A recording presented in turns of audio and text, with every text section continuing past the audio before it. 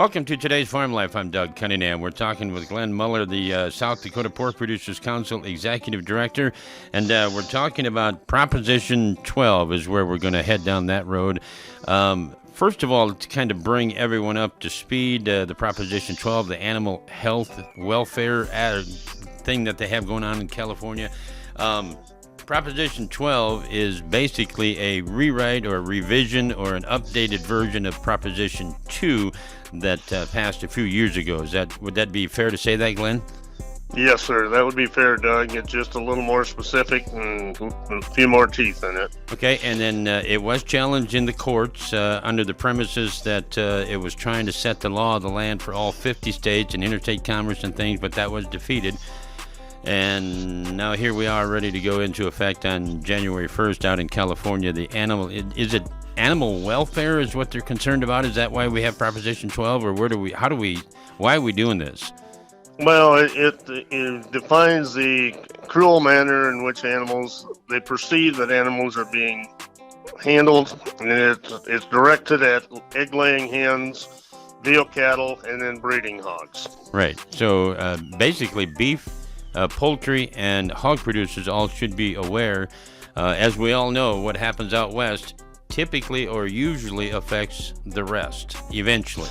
I think that's very fair to say, and this passed by initiated measure, and it's a very easy emotional message for folks to get behind, but the realistic matter is that there is no abuse of animals, or animals are being treated very well, and well-being is a very primary concern of producers.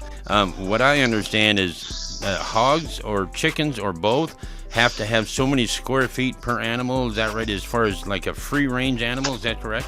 Well, not necessarily free range, but the breeding pigs, anything over 6 months old, has to have 24 square feet per animal. And that particular arrangement has to be designed so the animal can turn around completely without touching any of the perimeters. So it's very specific for the breeding stock. Okay, now what kind of ramifications are we talking about here for producers? The penalty on our producers is they're going to have to make a decision whether they want to comply with this, and if they do, there's a tremendous expense associated with that. One of two ways: either you increase the size of your facilities, or you reduce the size of your herd. And so it's just going to be a tremendous impact on their pig flow, so that it disrupts the whole food chain again, as similar to what we had during the COVID pandemic. Well, and I looked at some numbers, and I see that it passed by a big margin. I mean, it's like 67 or 70% to 30. I mean, it was a big margin.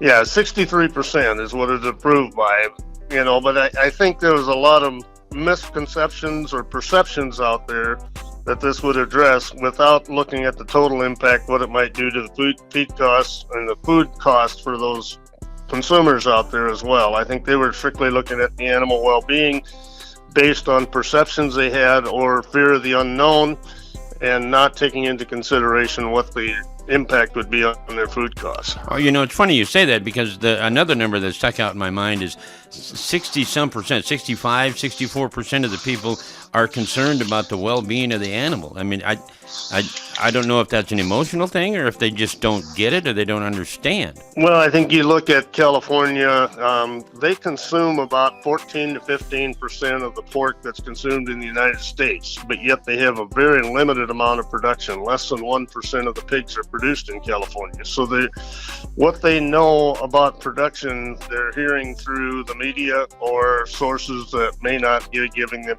accurate information. Mm-hmm. And I know that people like, for instance, what comes right off the top of my head, Brad and Peggy, they're constantly putting out Facebook and inviting people out. There's more of that, seems like, all the time, of producers inviting the consumers out, farm to fork. Oh, absolutely. And the concern is that, based on the well-being of the animals and to protect the animals from any outside disease sources coming in, it's very difficult to allow consumers or the general public into the barns. Producers are very concerned about who enters their barn, and so therefore there's perceptions that there's activity going on in them barns that they are trying to hide, and that's absolutely not the case. It's a matter of trying to protect the animals as well as keep them under environment that's beneficial for them, and just a matter of making sure that, particularly at this point in time when we have concerns about foreign animal disease that could be transmitted to the U.S. inadvertently by someone not knowing, and we certainly want to keep those situations out of our barns if at all possible. I've been doing farm broadcasting for 35 years, and I don't think I've ever, and I really mean this, ever interviewed or talked to a producer that does not care about the animals. Well, you can understand they would not be in the business if they weren't concerned about their animals, just because of the fact that their profitability is concerned and the work involved. There's a lot of other occupations that they could get into that would have less stress and less labor involved. So it's a situation where they have to care for those animals, and they're very concerned, and that's why they're in the business. Mm-hmm. Now, I guess my first thought was, after I seen all of this kind of coming to fruition out in California, now after they've achieved that on January 1st, if they do they have a target on somewhere else or something else that we need to be aware of? Have you heard of anything?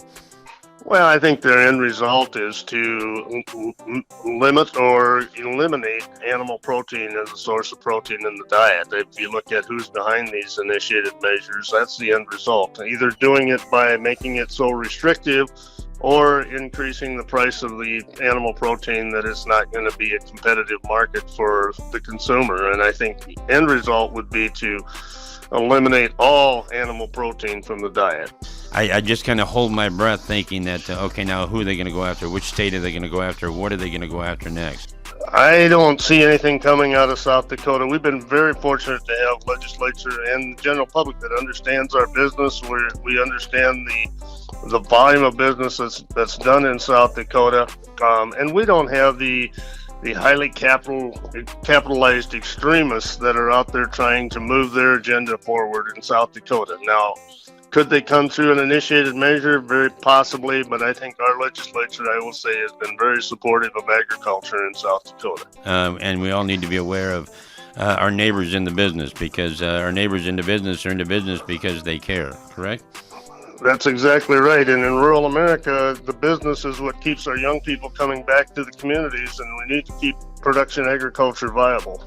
Well, I know you're a busy guy, Glenn, and I want to thank you for taking some time out, kind of setting the record straight in some things, giving some good advice. Well, it will definitely impact South Dakota, because we do have hogs that are marketed in the west, on the West Coast. And you're right. I hope we don't have any legislation coming to South Dakota, but I have confidence that South Dakota voters and South Dakota legislature will take care of agriculture.